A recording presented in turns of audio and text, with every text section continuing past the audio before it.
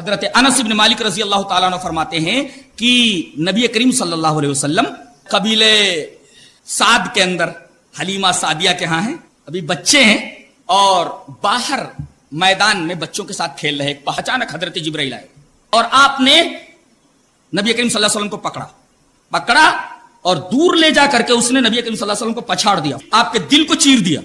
दिल को निकाल करके बाहर रख दिया और फिर उस दिल के अंदर से एक काला अलका निकाला जो, और दिल से निकालने के बाद कहा यह शैतान का हिस्सा था, कल्बे मुबारक को चाक करके दिल से वो अलका निकाल दिया गया और फिर उस दिल को एक सोने के तस्त में रखा गया और जमजम के पानी से उसको धुला गया, फिर उसको सिल दिया। हजरत अनस फरमाते हैं ये हकीकी ऑपरेशन था, इसलिए कि वो कहते हैं जब कभी आपका सीने मुबारक खुला होता तो हम सिलाई के निशान को देखते थे।